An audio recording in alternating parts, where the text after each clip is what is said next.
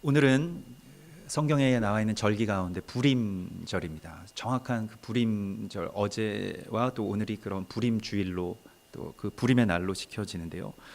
불임절은 유대인들에게 있어서는 그 아주 떠들썩하고 또 마치 그 서양의 할로윈 그 축제와 같은 그러한 아주 그 재미있는 그런 축제의 날입니다. 그래서 불임절에 이와 같이 회당에서 예배를 드리게 되면 아이들과 모든 가족들이 함께 가면이나 변장을 하고 와서 이 에스더서를 낭독하게 됩니다. 그래서 에스더서 낭독을 하면서 그 하만이라고 하는 이름이 나오면, 그러니까 이스라엘의 원수죠. 이스라엘을 몰살시키려고 하는 그 하만이라고 하는 이름이 나오면 막 소리가 크게 나는 장난감 같은 것들을 막 돌리고 야유를 보내고 그러면서 아주 떠들썩하게 이 에스더서를 낭독하는 것이 불임절에 그들이 하는 일입니다. 그리고 하만의 귀라고 하는 그 사람 귀 모양으로 생긴 삼각형의 그 과자를 우리나라 무슨 그 부럼을 먹는 것처럼 아주 그 소리가 나게 그 귀를 씹어 먹죠. 그래서 하만 타슈엔이라고 하는 그 귀를 씹어 먹고, 또 그날에 이스라엘을 구원해 주신 하나님의 은혜를 함께 기뻐하고 찬양합니다. 그리고 또 이 불임절 전에 하루를 정하여서 이제 금식하고 나라를 위해서 또 민족을 위하여서 그렇게 기도하는 것이 이스라엘 민족들의 불임절의 또한 그 특징입니다. 그리고 좋은 음식들을 요리해서 주변의 이웃들에게 나누어 주고, 또 가난한 사람들을 구제하는 그 구제의 동전을 온 아이들과 함께 그 가난한 분들에게 갖다 드리는 그러한 일도 그날에 하는 오늘 이 불임절에 하는 일입니다. 그래서 이 불임이라고 하는 뜻이 그 성경의 이 불임이라고 하는 뜻은 제비를 뽑다라는 뜻을 가지고 있는데, 그 불임절에 이 하나님의 역사가 나타나는 것이 에스더서의 이제 그 이야기이죠. 우리가 잘 알고 있는 나라와 민족을 구한 한 왕후의 이야기, 에스더서의 이야기인데, 마치 이 불임절의 이 이름과 똑같이 하나님께서는 이 에스더서에 한 번도 등장하시지 않습니다. 그러니까 하나님이라는 이름도 등장하지 않고, 하나님에 대한 기도도 등장하지 않고, 아주 의도적으로 하나님이라는 이름 자체가 나오지 않는, 명칭 자체가 나오지 않는 성경이 바로 에스더서입니다. 이렇게 되기도 힘들죠. 성경에서 하나님의 이름을 못 찾는 경우가 나오기가 굉장히 드문데, 의도적으로 이 에스더서를 그렇게 써놓았습니다. 그리고 마치 주사위 놀이와 같은, 마치 제비를 뽑는 것과 같은 우연과 또 우연의 연속인 것처럼 느껴지는 이 세상의 모든 일들이 실은 그 뒤에서 운행하시는 하나님의 역사로, 또 하나님의 섭리로 이루어지고, 또한 그 역사의 이면에, 그 역사의 전면에 나온 모든 사건들의 이면에는 하나님의 사람들의 애통과 기도가 그곳에서 하나님의 역사를 이루어가고 있는 것을 오늘 우리 가운데 말씀하십니다.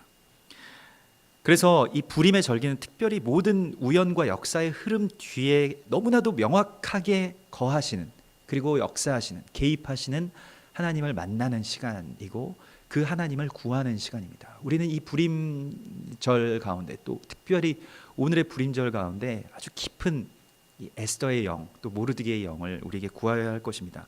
오늘 이 본문의 말씀은 모르드게의 애통으로부터 시작됩니다.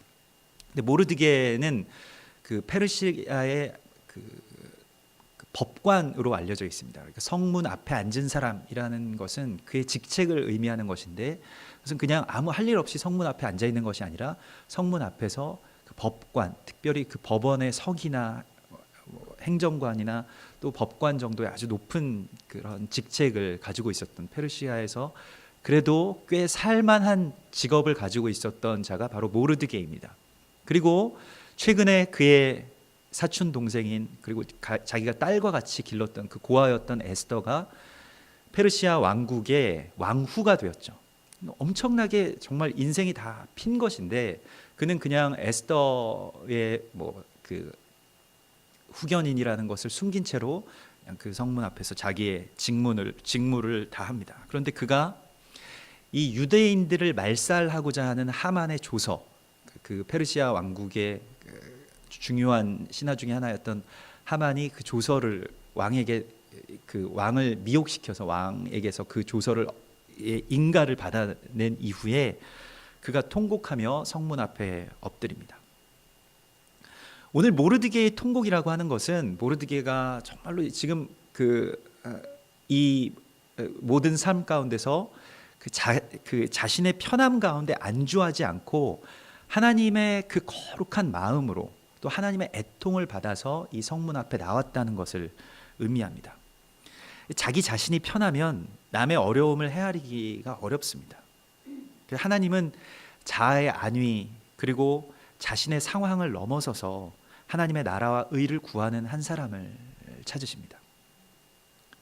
우리가 말은 잘할 수 있지만 실제로 다른 상황과 다른 입장, 그 애통함과 그 죽게 된 그 목마름, 그 위기를 주님의 마음으로 깊이 헤아린다는 것은 쉬운 일이 아닙니다. 이것은 사실은 불가능한 일이죠. 내가 편하면 그냥 남들도 그런 줄 알고 살아가는 것이 우리의 삶입니다. 그러나 이와 같이 자아의 입장에서 벗어나서 하나님의 마음으로 이 땅 가운데서 통곡하는 것, 성령님께서는 그 로마서 8장에서 이와 같이 성령께서 애통하시는 분으로, 우리를 위해서 대신 통곡하시는 분으로 성경이 그리고 있는데, 그와 같은 마음을 받아서, 성령의 마음을 받아서 통곡하는 것, 이것이 바로 모르드게의 영입니다. 시대와 민족 그리고 국가의 문제들을 자기의 문제로 받아들이는, 자기의 아픔으로 받아들이는 이 애통을 받은, 이 애통의 은총을 받은 사람이 오늘날 우리에게 필요한 것입니다. 성경에 보면 모르드게나 느헤미야나 다니엘과 같은 그 인물들은 이 나라와 민족의 현실과 앞날에 대하여서 비판하거나 뭐 이게 우리 조상들의 죄악 때문에 또 뭐 어떤 사람의 그 부조리 때문에 이렇게 되었다라고 비판하거나 비난하지 않습니다. 오히려 그들은 그 앞에서 하나님 앞에 엎드려 통곡하고 애통하죠. 그래서 이들은 이 모든 나라의 문제 그리고 다른 사람들의 문제, 역사의 문제, 민족의 문제와 죄악들을 자신의 것으로 부둥켜 안고 애통하는 것입니다. 이러한 사람이 필요합니다. 오늘날에도 많은 의견과 많은 비판이 있지만, 그러나 정작 하나님께서 오늘 이 땅 가운데서 찾으시는 사람은 바로 모르드게와 같이 애통하는 사람입니다. 이 민족의 문제를 나의 문제로 부둥켜 안고 울부짖는 사람, 또 이 교회의 문제를 나의 문제와 아픔으로 끌어안고 통곡하는 한 사람을 주님께서 찾으시는 것입니다. 몇 년 전에 엄마를 부탁해라는 그 소설이 있었죠. 엄마가 이 늙으신 엄마가 이 치매에 걸려서 나가서 없어진 그러한 그 배경 가운데서 시작하면서 그 엄마를 찾아 나서고 또 엄마의 마음을 헤아리고 엄마의 그러한 그 생각들을 이제 점차 이해해가는 그 딸의 마음을 그렸는데요. 마치 그것을 보면서 정말로 교회를 부탁해라고 하는 하나님의 음성을 또 느낄 수가 있습니다. 교회는 성도들의 영적인 엄마죠. 우리의 영적인 엄마입니다. 그런데 우리가 자라왔고 또 우리가 예수를 믿게 해줬고 또 우리가 예수님과 그 하나 되어서 나아가게 한 그런 영적인 엄마와 같은 존재가 바로 교회이고 또 우리 나라인데, 그 엄마가 병들고 또 치매가 왔다고 해서 비난하고 화내고 당신 잘못되었다고 하고 있는 그 자녀의 모습, 그 못난 자녀의 모습이 바로 우리들의 모습인 것입니다. 오늘날 교회에 대해서 또 나라에 대해서 비판하고 비난하는 사람들은 많이 있지만은 그것은 결국 그냥 못난 자식으로서의 우리의 모습인 것이죠. 울면서 그 엄마를 찾아 나서고 그 어려움과 고통을 그래도 억척스럽게 그 시절들을 이겨낸 엄마인 교회를 이해하고 또 민족과 나라를 위해서 다시 그것을 회복하기 위해서 눈물을 흘리며 찾아 나서는 그 영적인 자녀들은 어디에 있을까요? 반신불수가 되어서 썩어가는 그런 문둥병자와 같은 우리 나라, 또 우리 이 민족을 위해서 주님께 애통하면서 나아가서 주님 우리를 고쳐달라고 그렇게 자신의 썩어가는 몸을 보면서 탄식하는 그러한 주님의 성도들이 어디 있을까요? 예수님께서는 마태복음 5장의 산상수훈 가운데서 애통하는 자가 위로를 받는다고 말씀하십니다. 애통하는 것은 복입니다. 이 애통의 복을 받지 못한다는 것은 내가 나의 엄마가 사라졌는데, 나의 엄마가 치매가 들어서 어딘가로 사라졌는데 애통하지 못한다라고 하는 것은 정말 무서운 우리의 마음이죠. 우리의 자아의 모습이 그와 같이 정말로 메말라 있는 것입니다. 그러나 하나님께서는 우리에게 오늘 이 애통의 은총을 주시겠다고 말씀하십니다. 이것은 복입니다. 내 안에 원래 있는 것이 아니라 하늘로부터 내려오는 것이에요. 이 애통의 복을 우리가 간구하여야 되겠습니다. 민족의 위로, 또 이 땅의 치유는 바로 이 애통하는 자의 기도로부터 비롯되는 것입니다. 모르드게의 기도. 이 애통의 통찰은 우리의 어떤 격한 감정이라기보다는 말씀 안에서 성령께서 우리 가운데 부어주시는 지혜인 것입니다. 감정적인 것이 아니라 지혜의 요소에 더 가깝습니다. 성령이 말씀을 통해서 우리 가운데 부어주셔야만 우리가 이 시대를 부둥켜 안고 이 민족을 부둥켜 안고 울 수 있는 것입니다. 에스더는 왕후가 되었지만은 이제 갓 왕후가 된 그러한 인물이었습니다. 에스더의 이름은 에슈타르라고 해서 별이라는 뜻을 가지고 있고, 그 별이라는 뜻 자체보다도 에슈타르라는 그 여신이 있죠. 페르시아의 여신. 이 에슈타르의 여신이 바로 이 바알 신과 또 이 아스타 신을 섬기는 아세라 신과 연결되는 것입니다. 아세라가 또한 에슈타르죠. 그래서 이방의 신들에 계속 연결되는 그 계보의 이름을 따르고 있습니다. 페르시아의 전통적인 이 여신의 이름이죠. 아이돌, 뭐 그런 우상, 그런 것이고, 말하자면 오늘날의 무슨 그런 슈퍼스타 K나 무슨 뭐 아이돌, 무슨 K-팝 스타 이런 것에서 최종 우승을 한 사람과 같은 그러한 인물이 바로 에스더입니다. 그러나 그의 이름의 본명은 하닷사였죠. 이 하닷사는 화석류 나무라는 뜻을 가지고 있는데, 이것은 예수 그리스도, 또 고난의 주님, 고난의 종을 상징합니다. 스가랴서에서는 이 하닷사 사이에 계신 그 홍포를 입고 이 화석류 나무 사이에 서 계신 예수 그리스도의 모습, 주님의 사자의 모습이 그렇게 나와 있죠. 그러나 자신의 정체성, 자신의 본래의 모습을 잃고 그저 이 세상에서 화려함, 또 세상의 사람들의 인정, 사람들이 말하는 그러한 성공 가운데, 그 왕궁 가운데 살고 있는 한 인물이 에스더입니다. 그것이 잘못된 것이 아니죠. 누가 봐도 성공한 삶, 누가 봐도 무엇인가를 완전히 성취한 삶을 살고 있는 사람이 바로 에스더입니다. 그러나 에스더는 이 모르드게와 같이 울 수 없었습니다. 왜냐하면 그가 섬기고 있는 것은 현실이라는 왕이었습니다.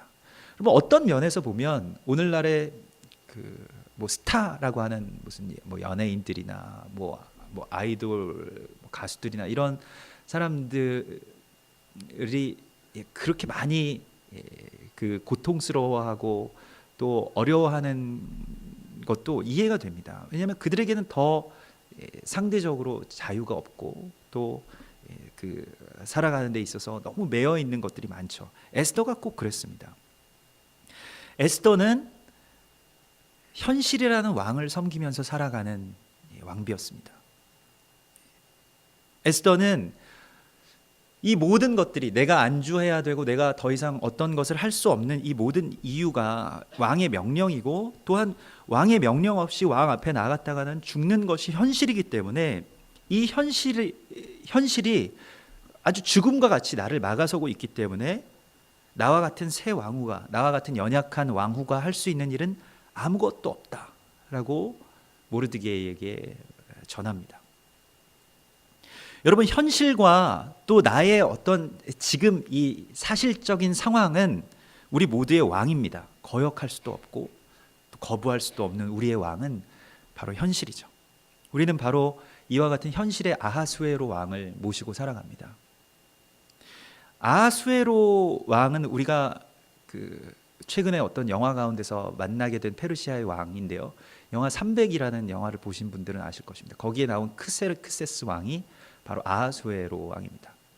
그래서 그리스와의 전쟁 가운데서 마라톤 전투에서 패배하기 직전까지는 굉장한 어떤 권세로 그 페르시아 왕국을 애굽까지 확대시켰던 그 제국의 왕, 그가 바로 크세르크세스 왕이고, 이 엄청난 왕의 부인으로 들어간 것이에요.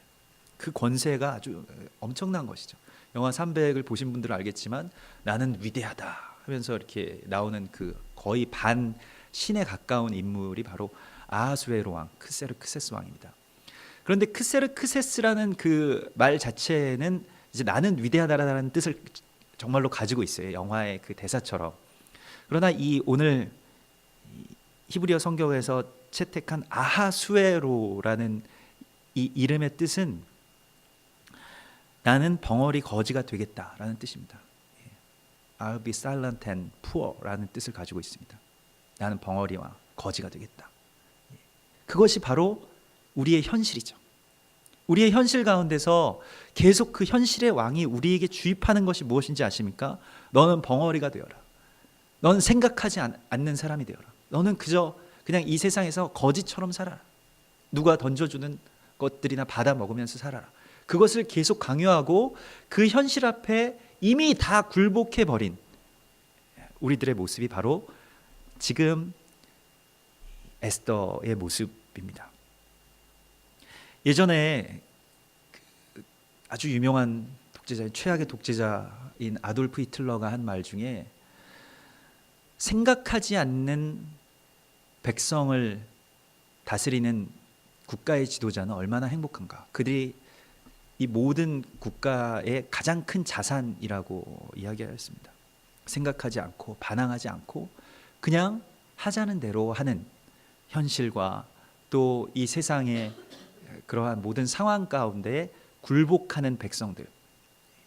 독일 민족은 20세기 최대의 지성, 최고의 지성과 또 과학과 철학, 신학까지도 완전히 인간이 올라설 수 있는 최고의 바벨탑을 쌓아 올렸지만은 그러나 그들은 정말로 비이성적인 유대인 700만을 학살하는 그 일에 묵인하거나 대부분 다 동조하였습니다. 현실의 아하수에로 왕, 곧 현실의 나치 정권에 그냥 순응하였던 것이죠. 현실의 왕은 항상 우리에게 이렇게 말합니다. 네가 할 수 있는 것은 아무것도 없어 라고 말합니다. 지금 너의 상황들을 봐. 너의 능력과 학벌과 은행 계좌의 잔고와 현재 해야 할 일들을 생각해봐 라고 아하수에로 왕을 통해서 사단은 우리 가운데 말합니다. 아이들과 가족은 어떻게 할 건데? 지금 이 나이에 너의 신분으로, 너의 그 부족한 힘으로 무엇을 할 수 있냐? 라고 묻습니다. 근데 사실 보면 오늘의 본문처럼 정작 그 왕이 우리에게 그렇게 말한 것도 아닌데도 그저 내가 먼저 질의 겁을 먹고 시도하지도 않고 그러려고 하지도 않으면서 먼저 포기해버리고 마는 삶이 바로 우리의 삶입니다. 그것을 노예 근성이라고 합니다. 노예는 그런 근성을 가지고 있죠. 먼저 포기함으로써 피해를 최소화하자. 이것이 노예들의 근성입니다. 여러분은 어떤 현실의 왕을, 현실의 아하수에로를 모시고 그에게 굴복하면서 살아가고 있습니까? 나이가 우리의 현실의 아하수에로라면 그것을 갈렙의 기도로 돌파하십시오. 말씀에는 그것이 다 있습니다. 돌파할 수 있는 검을 이미 주님께서 우리 가운데 주셨습니다.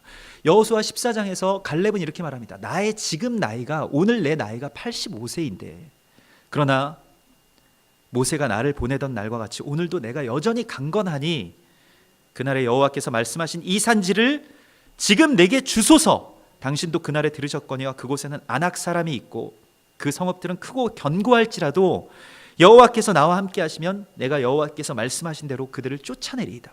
85세의 이 노인이 내가 아직도 강건하기 때문에 그 산지를 나에게 달라고 말합니다. 항상 우리는 다 늙었다고, 이제 나도 늙었다고 이야기하죠.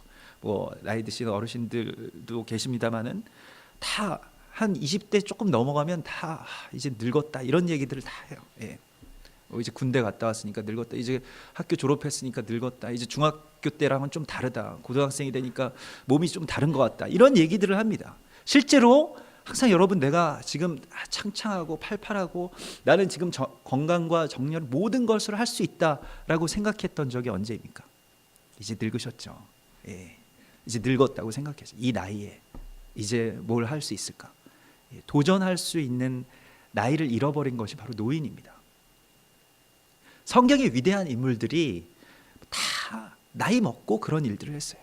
노아, 아브라함, 모세와 갈렙, 다 80부터 시작되는 것입니다. 여러분, 아직도 창창한 것이죠. 그래서 시편에서도 내가 비록 나이가 많이 들었을지라도 나는 하나님 앞에 푸른 잣나무와 같다. 늘 빛이 청청하고, 도전하는 사람들은 늘 청년인 것이죠. 언제나 청년의 모습으로 있는 것이죠.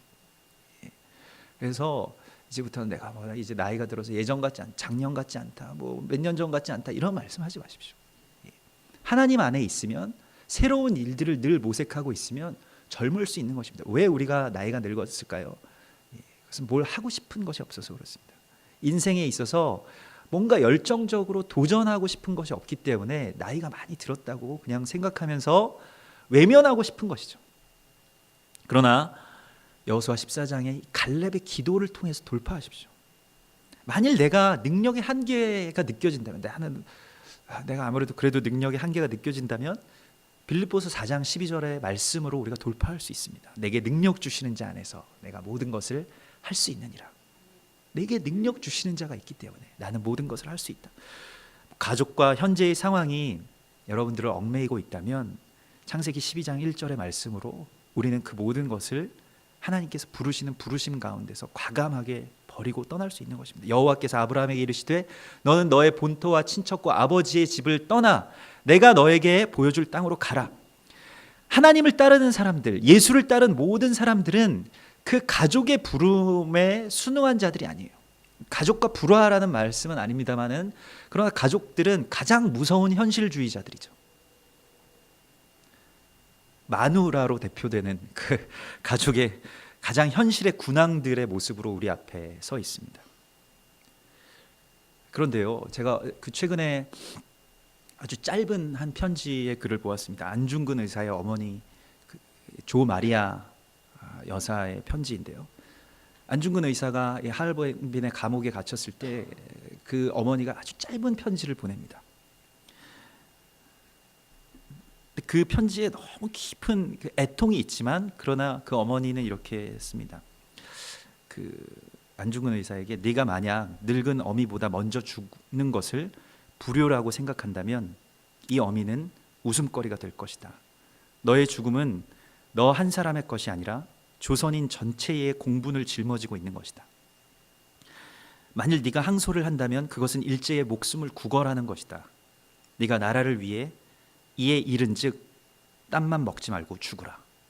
이러고 편지를 마칩니다. 안중근 의사가 더 이상 항소하지 않고 죽죠. 우리 민족에게는 이와 같은 이런 에스더의 영을 받은 아주 강인한 어머니, 또 강인한 아내가 있기 때문에 주님의 역사를 이루어낸 민족의 영웅들, 또 하나님의 나라의 영웅들이 있는 것입니다. 모르드게도 가장 사랑하는, 정말 자기의 딸보다도 더 사랑하는 이 에스더에게 짧은 편지를 보냅니다. 모르드게가 이 고아인 에스더를 자신의 딸처럼 키우고, 그리고 그를 왕후까지 올라서게 했을 때 얼마나 마음이 기뻤을까요? 항상 이 왕궁에 들어간 이후에도, 에스더가 왕궁에 들어간 이후에도 왕궁 근처를 늘 배회하면서 에스더가 잘 지내나, 또 어떻게 살고 있나, 소식을 전해드릴 길이 없나 하고 배회하던 사람이 바로 모르드게입니다. 그런데 모르드게가 이때에 짧은 편지를, 마치 조 마리아 여사와 같은 그 짧은 편지를 보냅니다. 오늘 13절과 14절의 편지인데, 모르드게가 너는 왕궁에 있으니 그를 모든 유다인 중에서 홀로 목숨을 건지리라 생각하지 말라. 이때 내가 만일 잠잠하여 말이 없으면 유다인은 다른 데로 말미암아 노임과 구원을 얻으려니와 너와 내 아버지의 집은 멸망하리라. 내가 왕후의 자리를 얻은 것이 이때를 위함이 아닌지 누가 알겠느냐. 이것이 자신을 정말 자기 자신보다 더 사랑하는 에스더에게 쓴 모르드게의 편지입니다. 이와 같은 모르드게의 음성을 우리가 들을 수 있어야 됩니다. 그리고 이 모르드게와 같은 음성으로 또한 우리가 사랑하는 우리의 가족 또 우리의 동역자들에게 권면할 수 있는 정말로 현실의 왕을 섬기지 않고 성령의 음성을 따르는 주님의 사람으로 우리가 살아가야 할 것입니다. 그 현실과 지금 너를 보호하고 있는 상황의 왕궁이 널 지켜줄 수 없다. 이것이 정말로 에스더를 사랑하는 모르드게의 마음이었습니다. 이것은 우리가 그냥 의롭게 죽자 이런 것이 아니라 정말 여기서 살 수 있는 길이 무엇이냐. 그냥 이렇게 노예로 살다가 어느 순간 서서히 죽어가는 그 삶을 택할 것이냐, 아니면 이 모든 왕이 아닌 것들에 대하여서 우리가 다시 깨어 일어설 것이냐. 여러분, 아무 애통함이 없이 나를 살게 하는 이 현실의 안위와 또 현실의 평안의 왕궁 안에 머물러 있지 마십시오. 지금 편하기 때문에, 지금 내게 아무 일도 생기지 않기 때문에 나와는 상관없는 일로 외면해서는 안 됩니다. 이 독일 라치치아의 그 디카우 수용소라고 하는 아주 그 악랄한 수용소에서 그 생애를 마친 그 개신교 목사인 마틴 뉴밀러는 그 수감된 곳에서 한 시를 썼는데요. 그는 그 마틴 뉴밀러는 먼저는 그 나치 독일에게 협력하였다가 훗날에 이들이 잘못되었다는 것을 알고 항거하다가 이제 수용소에 갇힙니다. 그의 시는 이렇습니다. 그들은 가장 먼저 공산주의자를 잡으러 왔다. 나는 아무 말도 하지 않았다. 공산주의자가 아니었으므로. 그들은 유대인들을 잡으러 왔다. 나는 아무 말도 하지 않았다. 나는 유대인이 아니었으므로. 그들은 노동조합원을 잡으러 왔다. 나는 아무 말도 하지 않았다. 노동조합원이 아니었으므로. 그들은 카톨릭 신자들을 잡으러 왔다. 나는 아무 말도 하지 않았다. 나는 개신교도였으므로. 그 후 그들은 나를 잡으러 왔다. 그런데 이제 더 이상 나를 위해서 나서줄 사람이 남아있지 않았다. 이것이 마틴 니밀러 목사님의 아주 눈물의 시입니다. 나와 상관없는 일이라고, 이 모든 일들은 지금 나의 왕궁에는 아무런 해가 되지 않는 일이라고 생각하면서 외면하며 살게 하는 것이 사단의, 또 이 세상의 왕들의 그런 요구입니다. 여러분, 오늘 우리는 이곳에서 빠져나갈 수 있는, 이 왕궁에서 내가 일어서서 나설 수 있는 지혜를 구하여야 됩니다. 말씀 안에서 이 지혜를 구하여야 됩니다. 지금 이때에 내가 무엇을 할 수 있는지, 이때에 너는 일어나서 왕에게 말하라. 모르드게는 그것이 모르드게가 에스더를 살 수 있게 하는 유일한 지혜라고 외쳤던 것입니다. 이때를 우리가 알아야 됩니다. 이때에 내가 무엇을 할 수 있는가. 모르드게는 침묵할 때와 외쳐야 할 때를 정확하게 알고 있었습니다. 우리는 이 지혜를 구해야 됩니다. 모르드게는 이 에스더서 2장 10절에서 에스더가 자기의 민족과 종족이 어떤 출신인지를 말하지 못하게 합니다. 그것을 그냥 감추라고 말합니다. 그러나 하나님의 때가 되었을 때, 이 때가 되었을 때 그는 이때에 만일 우리가 잠잠하면 너와 나는 멸망하게 될 것이라고 말합니다. 시편 90편 12절에서 우리에게 우리의 날 계수함을 가르치사 지혜로운 마음을 얻게 하소서라고 기도합니다. 이 때를 우리가 알아야 됩니다. 오늘날 우리에게 살아갈 수 있는 말씀을 주시옵소서. 이 주기도문의 그 기도죠. 아주 간절한 기도입니다. 우리가 생존할 수 있는 말씀을 주시옵소서. 바로 이때에 우리가 무엇을 하여야 할지, 지금 침묵해야 될 때인지, 지금 일어서야 될 때인지, 지금 무엇을 하여야 할 때인지를 우리가 아는 것, 이것이 바로 모르드게가 에스더에게 전해준 유일한 생존의 끈이었던 것입니다. 그는 하나님의 때가 되자 우리가 잠잠해서는 안 된다고 말합니다. 우리는 때를 아는 지혜를 구하여야 됩니다.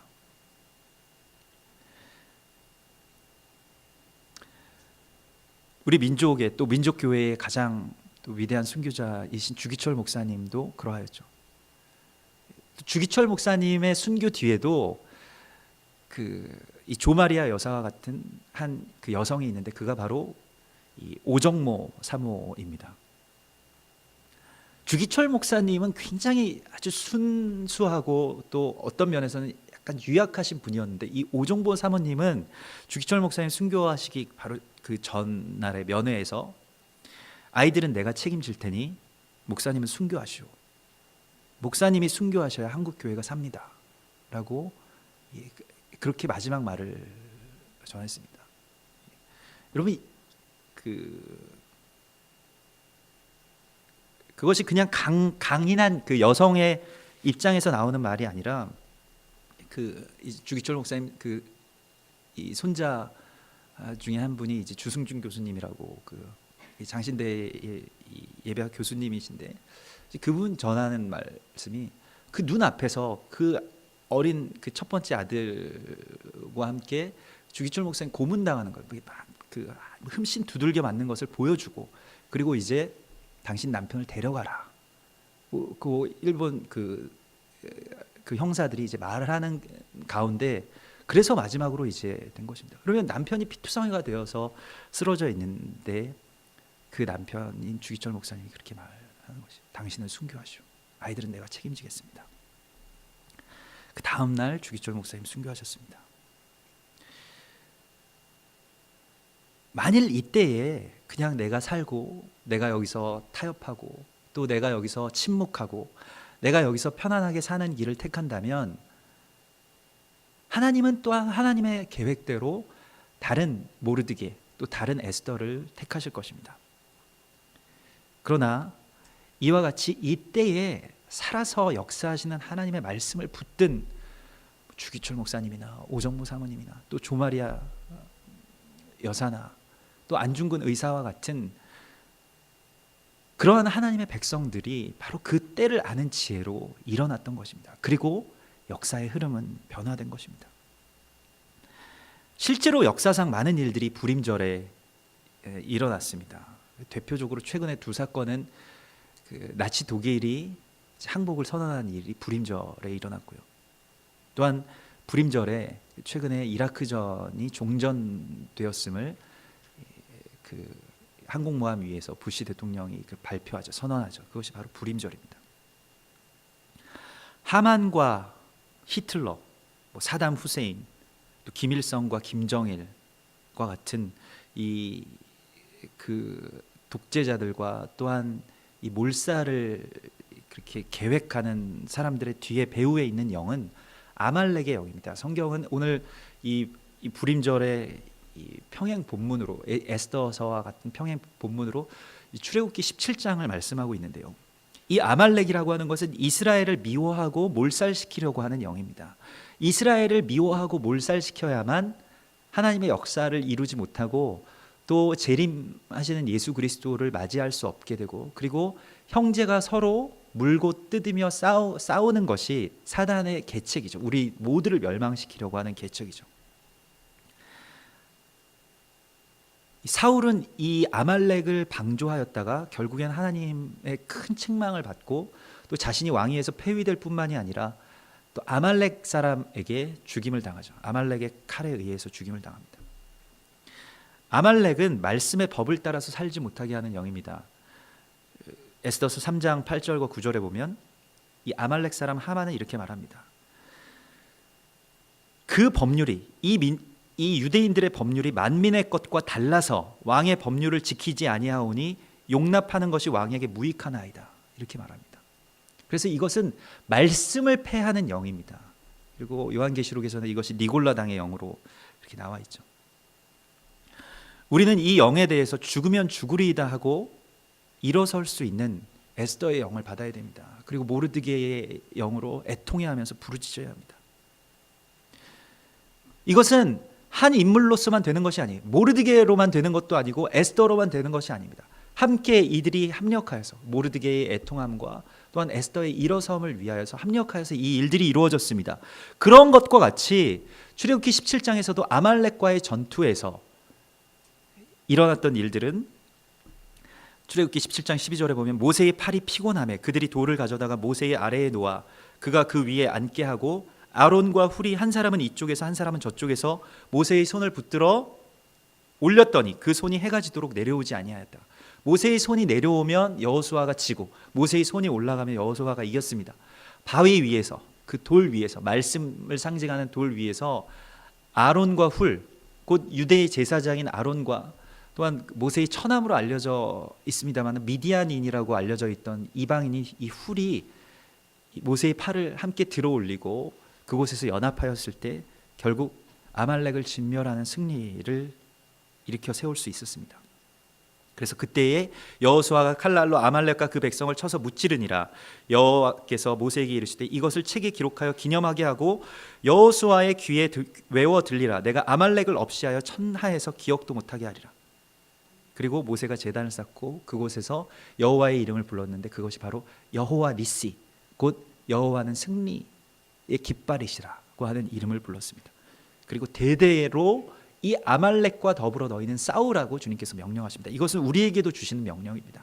아말렉을 대적하는 그 승리를 우리 가운데 주신다고 말씀하시고, 이 아말렉을 대적하는 강력한, 정말로 말씀 안에서 이 아말렉은 말씀을 교묘하게 변질을 시켜서 하나님의 백성들을 다 죽이자고 하는 것이 아말렉이죠.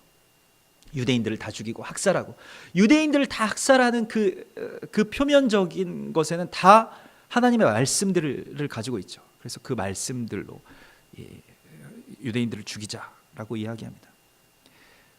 오늘이 바로 그와 같은 일이 일어났던, 승리가 일어났던 부림의 날입니다. 여러분, 제비뽑기와 같은 역사의 우연 속에서도 하나님의 이름이 한 번도 언급되지 않는 9시 뉴스 가운데서도 하나님의 역사가 가장 크게 보입니다. 그 하나님이 지금 이때 우리를 부르시고 있습니다. 여러분, 아말렉의 영의 배후를 자세히 보십시오.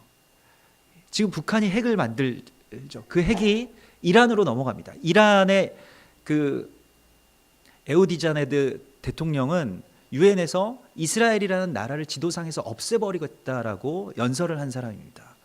그가 핵을 만들기 위해서 동분서주하고 있는데 대부분의 기술들 다 북한에서 건너간 거예요. 그 영들의 한복판에 우리가 서 있습니다. 그리고 마치 왕궁과 같은, 아하수에로의 궁과 같은, 수상궁과 같은 이 대한민국이라는 곳에서 살고 있죠. 이 시간과 공간 속에서 우리가 일어설 수 없다면 하나님은 하나님의 뜻대로 다른 역사들을 만들어 가실 것입니다. 그러나 나와 내 집은 멸망하리라. 이 말씀 가운데 우리가 일어설 수 있어야 됩니다. 이 에스더의 영으로 정말로 이제 어떤 나의 현실의 왕들을 모시지 아니하고 하나님의 거룩한 나라와 그 의를 위해서 일어설 수 있는 이 에스더의 용기, 또 모르드게의 기도, 그것이 오늘 우리에게 부어지기를 간절하게 간구합니다.